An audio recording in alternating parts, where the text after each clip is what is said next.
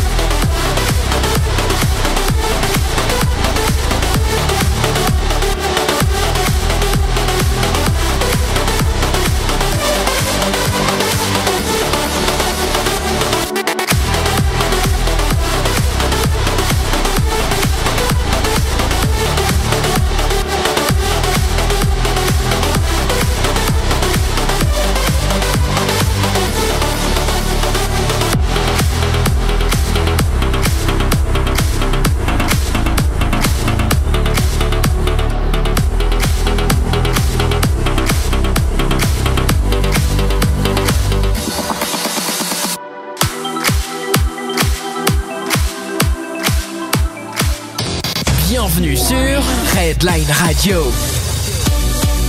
La radio qui prend soin de vos oreilles. Bonsoir à toutes et à tous, synchronisation des montres et pile poil 19h30. T'écoutes Redline Radio.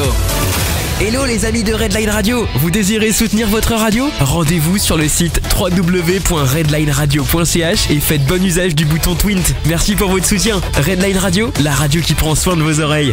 Attention, changement de statut. Redline Radio n'est plus la grande des petites radios, mais la plus petite des grandes radios. Redline Radio. Le fil rouge. Un souffle océanique sur la vie culturelle lémanique. Mais bien chères auditrices, bien chers auditeurs, bienvenue sur les ondes de Redline Radio. On aimerait penser en particulier à ces chers automobilistes qui sont certainement bloqués sur la périphérie lausannoise, qui nous écoutent derrière nos 0 et nos 1. N'hésitez pas, une question, un commentaire, parce que Redline Radio n'est pas seulement une radio qui s'écoute, mais une radio qui se regarde. Ça se passe sur nos différents réseaux sociaux, la page Facebook de Redline Radio, ainsi que sur notre chaîne YouTube. Nous sommes nous aussi dépendants de ces merveilleux algorithmes, donc n'hésitez pas à partager, commenter, un petit pouce bleu et surtout à vous y abonner. C'est aussi valable pour notre compte Instagram. Petite intro d'émission, on a vécu un week-end de folie dans le cadre de Redline Radio et surtout avec notre collaboration d'Amersprod au Pont Rouge à Montaix. On est allé, quelques personnes de l'équipe de Redline Radio, assister au concert de Mano et c'était un moment qui était complètement hors du temps. On peut que vous conseiller à rester attentif en tout cas au programme du Pont Rouge et d'Amersprod. Le fil rouge, ce sera un fil rouge un peu spécial parce que je suis seul avec notre invité et ça me fait extrêmement plaisir. Ce soir, on a la chance de recevoir Karen Gouheida. Salut Karen, comment est-ce que tu vas bien ce soir? Salut, ça va bien, merci. Alors en général, tu sais, Monsieur Flavio fait toujours une présentation extrêmement bien léchée. Monsieur Flavio travaille très très bien ses émissions. Ça veut pas dire que moi non, mais est-ce que toi, tu prendrais le temps de te présenter comme ça courtement aux auditeurs de Redline Radio? Oui, bien sûr. Alors, je suis autrice, enseignante en primaire dans une école Montessori à Châtel-Saint-Denis. Je donne des cours de soutien scolaire aussi, je suis art thérapeute et puis j'aide les enfants à aller mieux, on va dire, au niveau scolaire et au niveau de leur émotionnel aussi, pour qu'ils soient bien dans leur basket, pour être bien à l'école. Comme je disais, j'ai un petit peu googlé Karen et je vois que tu es d'origine kabyle. Oui, mon papa est kabyle, de la Grande Kabylie. De la Grande Kabylie. Est-ce que tu as l'impression que par rapport à ton travail, et que ce soit d'enseignante ou d'écrivaine, d'auteur, cette richesse culturelle t'amène quelque chose? Oui, beaucoup pour déjà ma curiosité pour les peuples, on va dire minoritaires, les peuples qui ont aussi une oralité et pas d'écriture pendant longtemps. J'aime beaucoup les histoires qui se racontent de génération en génération. J'ai ma grand-mère aussi qui comme ça racontait des histoires orales. Ça m'inspire beaucoup dans mes histoires. T'inspirer dans tes histoires. On sait que c'est assez... on ne veut pas faire une généralité, mais en général, les filles ont plus tendance à écrire, ont plus facilement un journal intime comme ça. Est-ce que pour toi, le fait de devenir écrivaine, est-ce que on devient écrivaine ou bien est-ce que c'est l'écriture qui nous appelle ? Alors moi je dirais que c'était l'oralité d'abord, c'était vraiment raconter des histoires. Quand j'étais enfant, j'étais pipelette, j'avais tous mes bulletins scolaires avec marqué bavarde dessus, donc je pense que déjà j'ai choisi ce métier d'enseignante parce que j'aimais parler. De là j'ai commencé aussi à inventer des histoires, à raconter des histoires, j'ai été conteuse aussi dans mon village. Et puis j'ai vu que ça me plaisait en fait de transmettre par l'oralité et de fil en aiguille, j'avais envie qu'il reste une trace de toutes ces histoires. Et c'est comme ça plus ou moins que je me suis dit je veux laisser une trace de mon imaginaire et j'ai commencé à poser par écrit. Laisser une trace de l'imaginaire. Est-ce que tu penses que tous les gens qui sont un petit peu dans l'art comme ça ont envie de laisser une trace d'eux peut-être dans l'éternité grâce justement peut-être à leurs œuvres, hein ? Il y a plein de courants différents. Il y a des personnes effectivement qui ont besoin de laisser des traces. Je pense aussi qu'il y a des courants très modernes ces 20-30 dernières années, notamment le minimalisme, qui eux veulent pas laisser de traces, en tout cas pas de traces qui créent une empreinte écologique. Donc ils vont aller créer dans la nature pour laisser justement très peu de traces, utiliser le moins possible de matériaux extérieurs, de faire des choses très simples et très sobres. Donc eux finalement acceptent aussi que la nature laisse oublier leurs œuvres.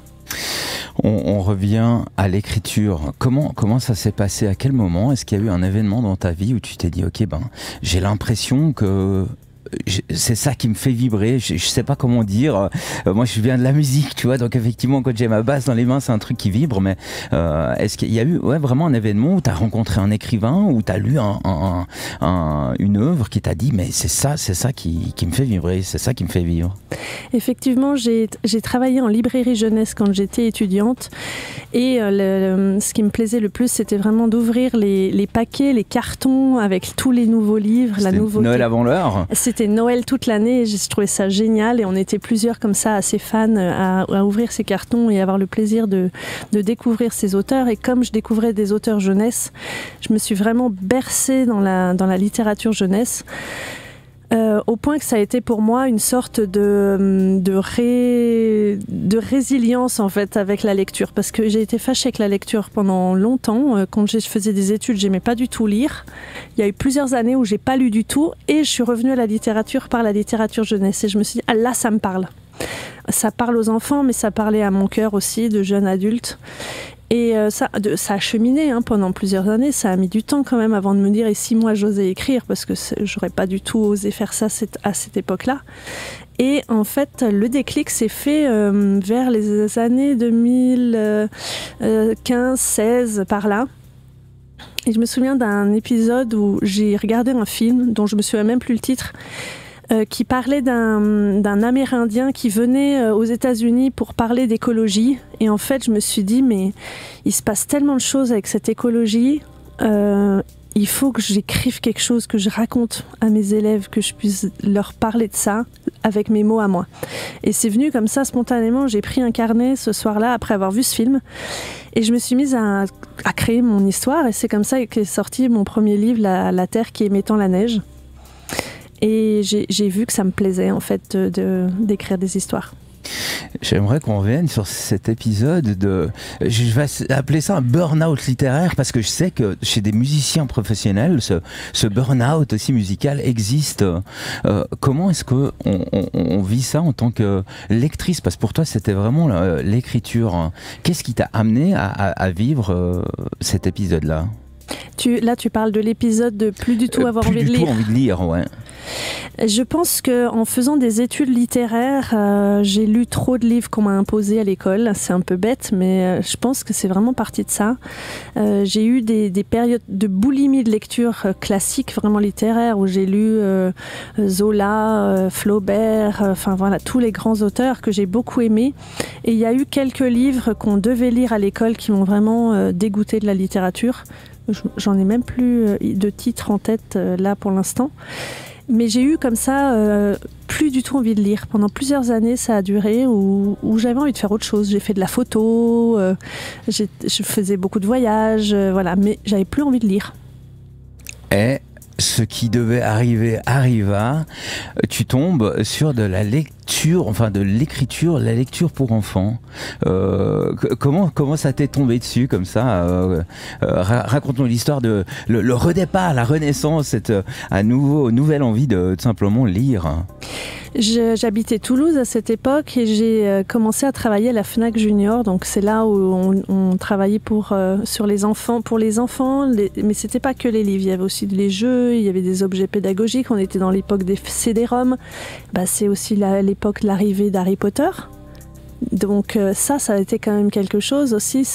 Tout d'un coup, il y a eu une forme d'engouement pour la littérature jeunesse, avec plein d'autres auteurs, mais aussi des auteurs avec des artistes qui créent des illustrations magnifiques. J'ai beaucoup aimé les albums jeunesse.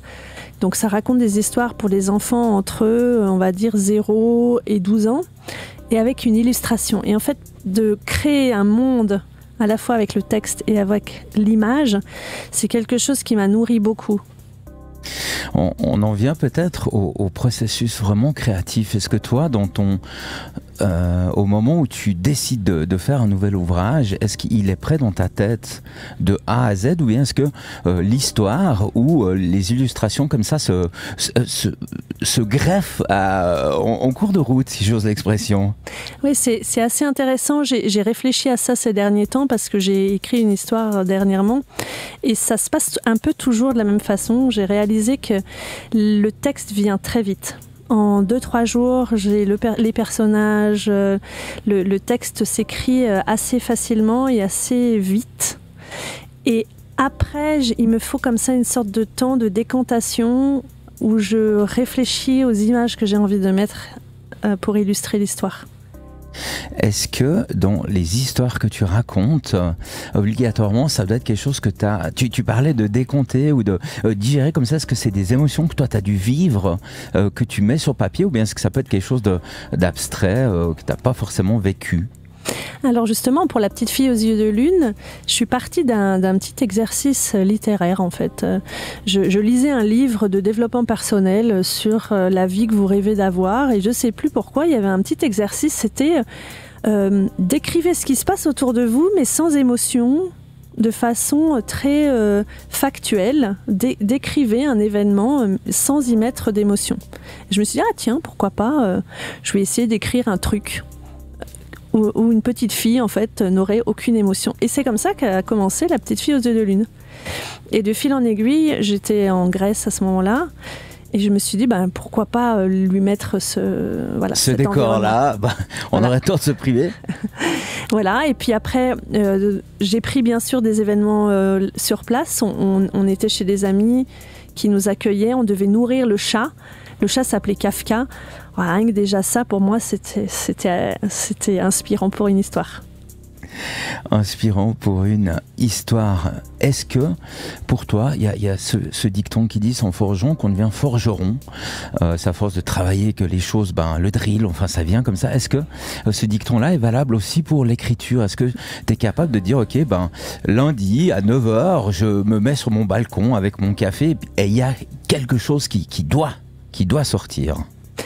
J'ai beaucoup entendu parler de ça, surtout ces dernières années où j'ai fait une formation d'art thérapeute à Lausanne qui a duré 4 ans, où on parlait vraiment de ça, ce processus créatif en tant qu'artiste aussi, de se mettre à l'ouvrage, de se mettre au travail, que c'est pas quelque chose qui nous tombe comme ça toujours d'un coup.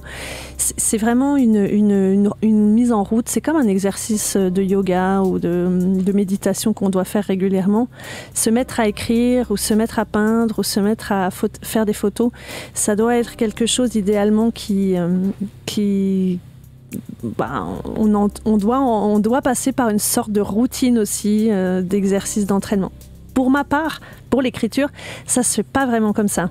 Mais je réalise que pendant des années et des années, j'ai écrit des carnets d'écriture. où je me levais le matin. C'était une femme qui s'appelait Julia Cameron. Un travail sur la créativité qu'elle proposait, où le matin au réveil, on écrivait 3 pages, les 3 pages du matin, de tout ce qui sortait de l'inconscient. C'était comme une sorte de nettoyage de l'inconscient, où on écrit sans réfléchir à ce qu'on écrit pendant 3 pages. Et ça, je l'ai fait pendant des années. J'en ai brûlé des dizaines de carnets parce qu'au bout d'un moment, je ne savais plus quoi en faire de tout ça. Mais je pense que c'est quelque chose qui m'a permis de faire émerger les histoires aujourd'hui. Dans ce processus, c'est vraiment intéressant ce que tu dis par rapport à le fait de se purger, si j'ose l'expression. On sait que chez les musiciens, il y a un processus créatif qui paraît où... moi, j'étais à ce concert samedi, il y avait un musicien où tu avais l'impression quand il jouait, il était complètement dans sa bulle, isolé, il était seul au monde. Un gars extraordinaire. Limite, en transe. Est-ce que typiquement, au niveau de l'écriture, c'est un phénomène qui est connu peut-être aussi, parce qu'on a souvent ici, dans le cadre du fil rouge, entendu parler d'écriture un petit peu comme ça, automatique. Est-ce que toi, tu es aussi dans ce processus-là où ça fait partie de ta manière d'écrire? Alors, quand j'ai fait pendant toutes ces années ces cahiers d'exercice, c'était vraiment de la transe écrite où je réfléchissais même pas. D'ailleurs, parfois, j'arrivais même plus à me relire.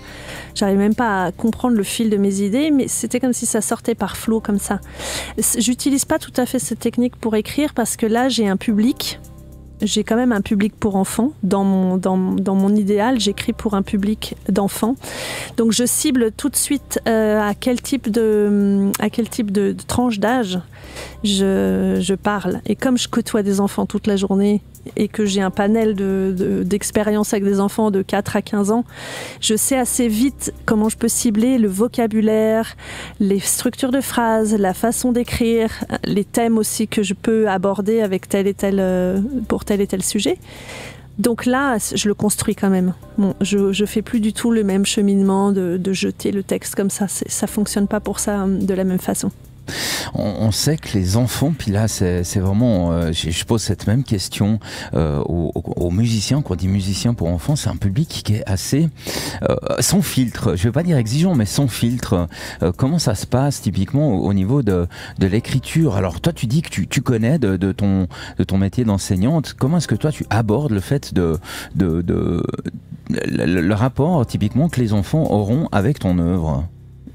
Alors souvent ils sont très spontanés, ne les intéresse pas du tout la même chose que moi j'y ai vu par exemple. Eux par exemple dans La petite fille aux yeux de lune, ils vont aimer le lien avec le chat, ils vont s'intéresser à des petits détails dans les images. Moi je vais plutôt m'intéresser au cheminement, au travail de résilience de la petite fille qui évolue et qui grandit. Là c'est plus la thérapeute peut-être en moi qui réfléchit. Eux ils vont regarder les dessins, ils vont s'intéresser aux images des chats, ils vont prendre des petits détails comme ça. Parfois ça me surprend d'ailleurs ce qui les intéresse dans mes histoires. Est-ce que par rapport au fait de ton lectorat, tu adaptes justement ton histoire? Dans le sens, est-ce que pour toi c'est une contrainte peut-être nécessaire, le fait que tu saches que ton lectorat va être entre tel et tel âge? Tout à fait, je me donne cette contrainte parce que je voudrais pas tomber à côté du public, on va dire. J'ai écrit une petite histoire d'un lapin toujours content. Ça c'est une histoire pour les tout petits, les 2-4 ans. Et là, j'ai vraiment adapté les illustrations. Le texte est très court, très simple, avec une vision positive. Il n'est pas simpliste, mais le langage est adapté. Quand c'est pour des enfants, là, je suis en train de réfléchir à une histoire un peu plus pour des ados. Justement, je réfléchis un petit peu au format parce que je me dis je peux plus faire le format illustration comme avec des enfants de 6-12 ans. Si je commence à cerner un public plus ado, le vocabulaire va être différent, je peux rentrer un peu plus en profondeur dans certains cheminements, dans certaines idées, et il va falloir que je réfléchisse aux illustrations. Les illustrations ne pourront plus être du même style, il va falloir que je réfléchisse au format aussi. Voilà, c'est toute une réflexion. Changer de tranche d'âge, c'est comme faire le grand écart quand même. Est-ce que tu n'as pas l'impression que j'entends la richesse de l'écriture que tu as envie de proposer, mais le lectorat, justement, qui est actuellement tes lecteurs, est-ce que tu as l'impression de vouloir accompagner, suivre dans leur évolution ces enfants avec cette prochaine œuvre que tu voudrais faire adresser à un public peut-être un peu plus âgé? Oui, peut-être. C'est vrai que je côtoie des ados. Mon premier fils commence à être ado aussi, donc peut-être que... Est-ce qu'il est un de tes lecteurs? C'est un de mes lecteurs, oui, effectivement. Et je me dis peut-être qu'inconsciemment, je m'adapte aussi aux tranches d'âge. Après, moi, je pense que intérieurement, je suis restée très ado. J'ai grandi dans la banlieue parisienne, qui était quand même assez trash, on va dire, et je garde encore ce côté un peu rebelle, bagarreuse à l'intérieur de moi. J'ai encore ce côté-là, et c'est vrai qu'il est pas du tout montré dans mes histoires. Et c'est une journaliste il y a pas longtemps qui m'a dit « Ah, mais vos héroïnes sont toujours très douces et très calmes. » Et puis c'est là que c'est venu l'idée de me dire « Ah, bah, je pourrais en créer une histoire avec une héroïne un peu plus bagarreuse, mais du coup, elle n'aurait pas le même âge. Elle serait un peu plus âgée. » À quel point c'est autobiographique, ton héroïne, là, justement, dans ton œuvre, la petite fille aux yeux de lune, à quel point c'est... Je ne sais pas si on peut dire un pourcentage, est-ce que tu as l'impression d'être beaucoup, un petit peu, ou moyennement autobiographique? Est-ce que tu te retrouves en elle? Oui, bah, les gens qui me connaissent, ils me disent « Ah ben là, il y a un petit peu de toi. Ah là, il y a un petit peu de toi. » Donc il y a quand même des petites touches, bien sûr, on essaye de garder une image un petit peu ouverte. Je m'inspire de pas mal d'autres petites filles aussi. Autour de moi, j'ai pas mal de petites filles qui vivent des histoires pas faciles. Donc j'ai quand même autour de moi pas mal d'expériences de vécu, et puis de résilience, et puis de petites filles qui grandissent.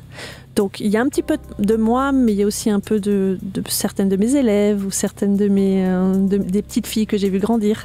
Donc effectivement, tes élèves ou les enfants que tu côtoies au quotidien sont des sources d'inspiration. Oui, tout à fait. Très bien. La petite fille aux yeux de lune chez l'éditeur Books on Demand. Qu'est-ce que c'est que ce Books on Demand, ma chère Karen? Eh bien, c'est une auto-édition, en fait. Books on Demand, ce qui est bien, c'est qu'on peut tout créer son œuvre en ligne. Et ensuite, cette œuvre est diffusée dans toute la francophonie. C'est une entreprise allemande, mais qui a une base aussi en France et qui distribue dans tous les pays germanophones et francophones de francophonie, donc Luxembourg, Suisse, France, et puis sur les plateformes, bien sûr, les plateformes Internet. Et on peut, comme il est Books on Demand, il est imprimé à la demande. Donc il n'y a pas de stock. Il n'y a pas d'investissement énorme à faire au niveau des librairies. Les personnes viennent à n'importe quelle librairie, c'est en stock, ils le commandent et le livre arrive. C'était une volonté.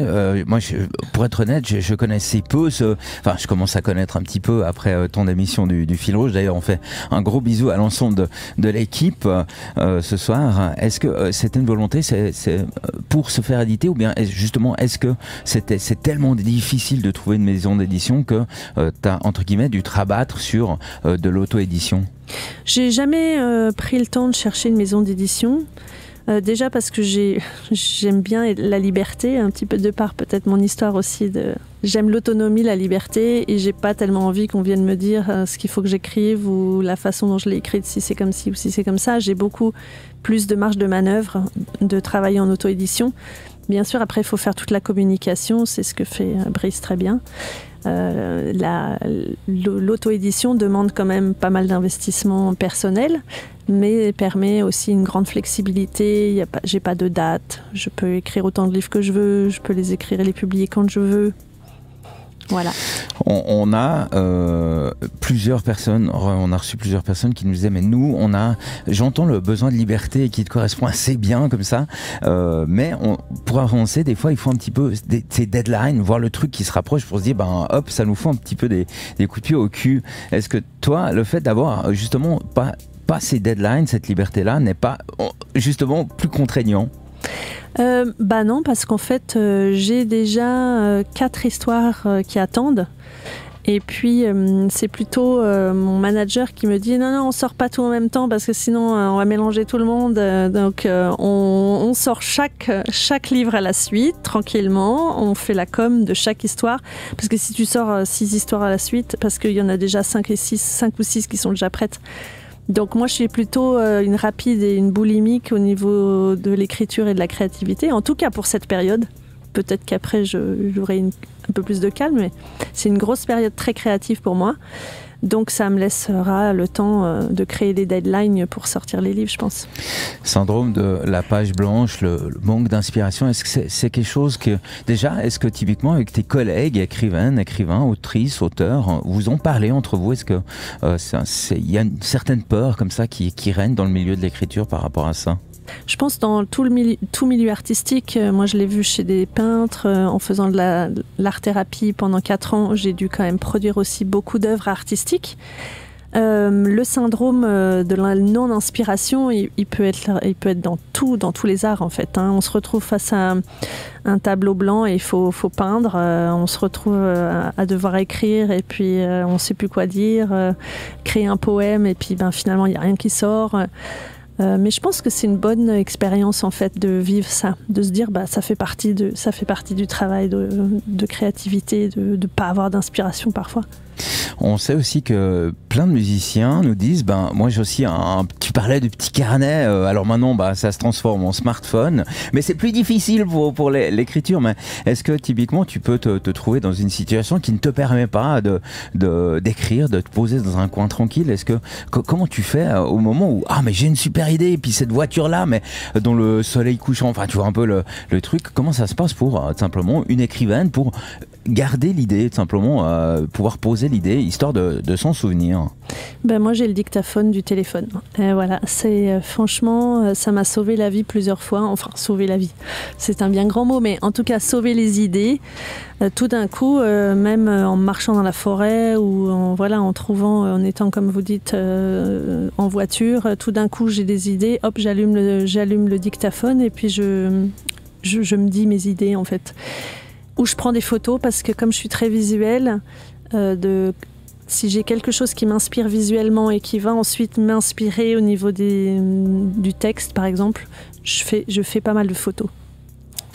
La photo, si je prends l'art dans sa généralité, parce que tu parles beaucoup d'art-thérapie, de photos, d'écriture, pour toi l'art c'était obligé que tu fasses de l'art, tu te serais pas vu, je ne sais pas moi, menuisière, sans vouloir dire que les menuisiers, moi qui suis dans la construction, ce sont aussi des artistes naturellement, mais tu vois ce que je veux dire, un truc plutôt cérébral, j'ai envie de dire. Je pense que j'étais quand même quelqu'un de cérébral et je voulais être maîtresse d'école à la base, donc j'aimais bien, je pense, l'envie de transmettre quelque chose. Ça, c'est ce qui m'a donné un peu cette vocation. Je me voyais pas artiste au départ. En tout cas, je m'en rendais pas compte. Je faisais plein de trucs, mais je me donnais pas le nom d'artiste déjà parce que j'en avais pas forcément conscience.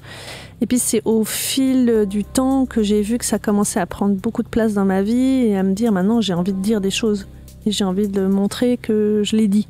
Enfin... La vocation de la maîtresse d'école, est-ce que ça c'est quelque chose qui est devenu tôt? Est-ce que la petite Karen savait déjà très tôt qu'elle voulait être maîtresse d'école? Non, pas du tout. Je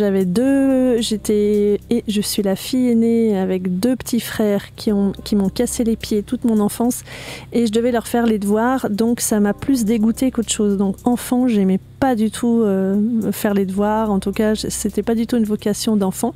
C'est venu après les études universitaires. Qui t'ont malgré tout emmené dans la littérature.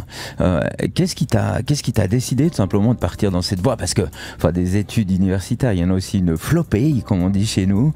Pourquoi volontairement et délibérément avoir choisi cette voie-là qui t'a quand même, rappelons-le, conduit à ce burn-out littéraire?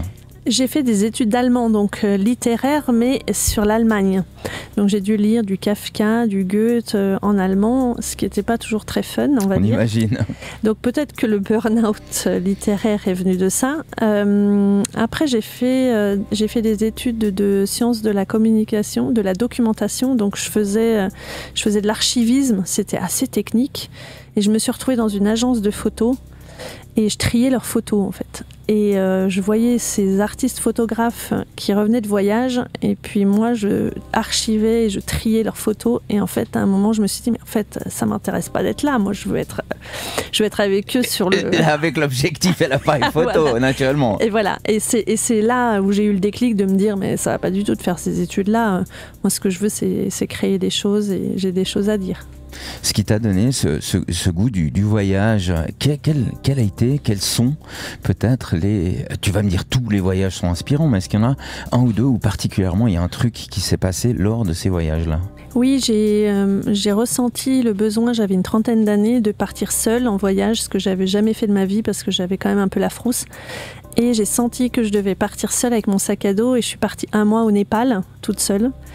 Et j'ai marché en montagne, j'avais une Sherpa femme, une jeune fille qui m'a aidé à porter mon sac à dos. J'ai fait le tour de l'Annapurna en partie, pas entièrement parce que je n'étais pas méga sportive, mais ça a été un impact assez impressionnant pour moi de partir en montagne comme ça et surtout d'oser partir seule dans un voyage sac à dos comme ça, c'est un vrai dépassement de soi.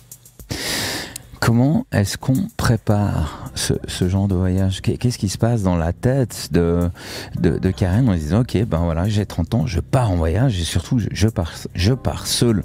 On va faire comme à la télé, c'est au moment où ils font monter, ils teasent un petit peu parce qu'il y a quelque chose de bien suisse qui arrive dans quelques instants.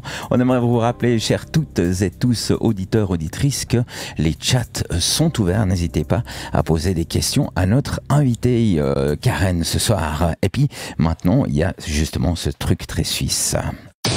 Bienvenue sur Redline Radio. La radio qui prend soin de vos oreilles. Bonsoir à toutes et à tous, synchronisation des montres, il est exactement 20h. T'écoutes Redline Radio. Retrouvez Redline Radio sur toutes les applications radio, TuneIn, Radioline, ainsi qu'Online Radio Box que vous trouverez sur vos plateformes de téléchargement habituelles. Redline Radio, partout avec vous. Redline Radio. The best radio. Redline Radio. Le fil rouge. Un souffle océanique sur la vie culturelle lémanique. Mais bon, bien chères toutes, bien chers tous, bienvenue à toutes et à tous si vous débarquez à l'instant. C'est Redline Radio et ce soir on a la chance d'avoir Karen Gouheida qui est notre invitée qui nous parle de son œuvre La petite fille au clair de lune. La petite fille aux yeux de lune, pardon, excuse-moi, voilà, je fais des contractions de choses au clair de la lune, très bien. Ça me rappelle un autre animateur. Ce que je voulais dire, on était à cette question, voilà, comment est-ce qu'on prépare son voyage, 30 ans seul, je décide de partir seul, puis c'est pas la porte à côté quand même le Népal quoi. Comment est-ce que tu t'es préparé toi pour partir? Eh bien, franchement, pour être honnête, je me suis pas préparée. Ah voilà, c'est une réponse. Hein. Bah voilà. Et en fait, la seule chose que j'ai préparée, c'est mon sac à dos, mes papiers. Et je savais que je voulais aller marcher en montagne. Et comme l'Everest, il fallait pas non plus trop... c'était un peu ambitieux quand même.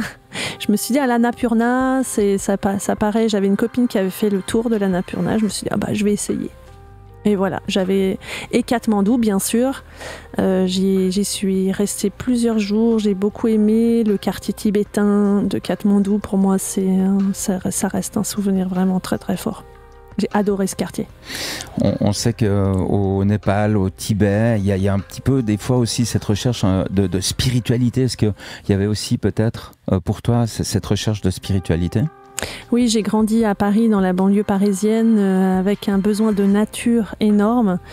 J'avais des souvenirs de la montagne en Kabylie, justement, où quand j'étais allée enfant, j'allais dans la montagne. Mon père vit vraiment dans un petit village de montagne perché, avec la vue des montagnes magnifiques, des assez hautes altitudes quand même. Et je pense que j'avais ce côté un petit peu nostalgique de cette période et de cette montagne. Et je me suis dit, pourquoi pas aller découvrir la montagne, l'Himalaya, ça va être magnifique. On te croit sur parole, en tout cas de la manière dont tu le parles. On n'a qu'une seule envie, c'est prendre notre sac à dos et partir dans ces contrées. Si on vient clairement après dans ton art, l'écriture, tu te décides un jour d'écrire ton premier ouvrage. Comment ça se passe au moment les musiciens, il y a toujours ce doute, mais même quand tu as sorti 12 albums, tu sors le 13e, tu as le même doute. Alors le premier, j'imagine comment est-ce qu'un écrivain gère cette appréhension le jour où tu as tenu ton ouvrage dans tes mains, tu te dis, mais nom d'une pipe, il est là, il va sortir dans quelques jours dans les librairies, je peux plus rien faire. Qu'est-ce qui se passe ? Alors c'est très drôle ce que tu dis, parce que le premier livre que j'ai écrit, je l'ai écrit en 3 jours, en 2016, et il a dormi pendant au moins 2 ans dans mon ordinateur. J'avais presque oublié qu'il existait, jusqu'à ce que je rencontre une illustratrice qui m'a dit « Ah bah moi j'illustre des histoires mais j'ai jamais d'idée pour en écrire ». Et moi je lui ai dit « Ah bah moi j'écris des histoires mais je sais pas comment les illustrer ». Et en fait du coup de ça est née la première collaboration avec Valéria Martini pour écrire La Terre qui émettant la neige, pour illustrer La Terre qui émettant la neige, mais j'avais toutes les images dans la tête. Donc je lui ai dit exactement « J'aimerais que les images elles soient comme ça, comme ça, comme ça ». J'avais pris des images sur internet. Et en fait, c'était génial parce qu'elle a vraiment trouvé comment illustrer mon histoire. Et là, après, quand je l'ai vue dans mes mains, j'ai dit non, en fait, c'est pas moi qui l'ai écrit. J'ai eu l'impression d'être comme dans un petit nuage, dans un rêve, et de me dire non, mais c'est un hasard, en fait. J'ai écrit ce livre, mais je sais plus ni comment, ni comment c'est venu. Il y avait cette espèce de syndrome de l'imposteur aussi, de se dire mais non, en fait, c'est pas moi qui l'ai écrit. Mais en fait, si, c'est quand même moi qui l'ai écrit. Enfin, vous voyez, il y a une espèce de dissociation comme ça de l'auteur. Je ne sais pas si les musiciens ont ça aussi, de se dire, ah, mais c'est moi qui ai fait ça, mais non, en fait, ça ne me ressemble pas. Enfin, je ne sais pas. Il y avait un truc. C'est intéressant, c'est une question que je penserais à... Moi, je suis, entre guillemets, juste musicien, je suis pas compositeur, mais c'est extrêmement intéressant. Tiens, la prochaine fois que Lee John vient à la radio, on pensera lui poser la question. J'aimerais rebondir, je suis obligé de rebondir, il n'y a pas de hasard, il n'y a que des rendez-vous. C'est quand même un hasard, entre guillemets, extraordinaire que une personne qui fait des histoires, qui ne sait pas comment les illustrer, rencontre une illustratrice qui ne sait pas raconter des histoires. Ouais, c'était génial. Est-ce que là aussi il y a une espèce d'apprivoisement, même d'amitié, je pense peut-être au fur et à mesure de la collaboration, parce que toi tu gardes quand même une certaine mainmise sur ce que tu veux, tu l'as dit toi-même, j'ai pris des images sur internet et t'as demandé ceci ou cela. Est-ce que l'illustratrice, comme le serait un réalisateur qui doit réaliser un clip pour un groupe, doit rentrer dans la tête des musiciens, est-ce que c'est la même chose entre une illustratrice et une écrivaine, une auteure ? C'est exactement la même chose, et je pense que le hasard a fait que ça a super bien matché, parce qu'elle a tout de suite compris exactement ce que j'avais dans ma tête. Je ne sais pas comment c'est possible, mais elle a illustré l'histoire exactement comme j'aurais eu envie qu'elle soit illustrée. Et à cette époque, je n'osais pas illustrer mes histoires. Maintenant, c'est moi qui ose le faire. Donc je suis passée l'étape au-dessus, c'est que maintenant c'est moi qui illustre mes histoires. Mais à cette époque-là, 2017-2018, c'était encore trop compliqué pour moi d'imaginer, en plus du texte, devoir les illustrer. Et Valéria avait fait ça de façon géniale. J'avais trouvé ça fantastique de se dire c'est pas possible qu'elle puisse illustrer exactement mon texte tel que j'aurais imaginé l'illustrer. Tu t'es mis, ça je trouve ça assez fort, une première fois l'épée de Damoclès en tant qu'auteur-écrivaine, et maintenant t'en rajoutes une couche en disant bah écoute, pourquoi pas illustrer moi-même. Est-ce que pour toi c'était peut-être aussi une manière de garder totalement le contrôle sur son œuvre? Je pose cette question à des musiciens aussi, typiquement des gens qui font du rap, qui se trouvent une instru sur internet de manière à ce qu'ils arrivent complètement à s'entourer du morceau de musique. Est-ce que toi t'avais l'impression de pas pouvoir être capable de complètement t'entourer de ton œuvre si justement une personne tierce avait aussi mis son grain de sable, si j'ose l'expression? Il y a un petit peu de ça. Je pense qu'entre-temps, j'ai commencé l'art-thérapie, et je pense que le chemin s'est fait aussi en moi d'oser imaginer et de créer mes images. Je l'ai fait sous différentes formes. Parfois c'était du dessin que j'ai ensuite peint avec de l'aquarelle. Là c'est des photos pour La petite fille aux yeux de lune. Les prochains, c'est des collages. Donc en fait, j'ai différentes formes artistiques que j'ai expérimentées aussi ces 5 dernières années avec l'art-thérapie. Et je me suis dit, bon sang de bonsoir, maintenant que tu es capable de faire tout ça pendant tes cours d'art-thérapie, peut-être que tu peux essayer de réfléchir à comment toi, tu vas les mettre. Il faut aller au bout de ton projet, quoi. Je me suis dit vraiment... il faut assumer de A à Z ta créativité jusqu'au bout. L'écriture, ça me paraissait facile. Le plus dur pour moi, c'était d'illustrer. C'était beaucoup plus difficile de trouver les bonnes images, d'oser montrer ce que j'avais envie de montrer. Et je me suis dit, Karine, il faut le faire maintenant, il n'y a pas plus à tortiller, il faut s'y mettre. Il faut s'y mettre.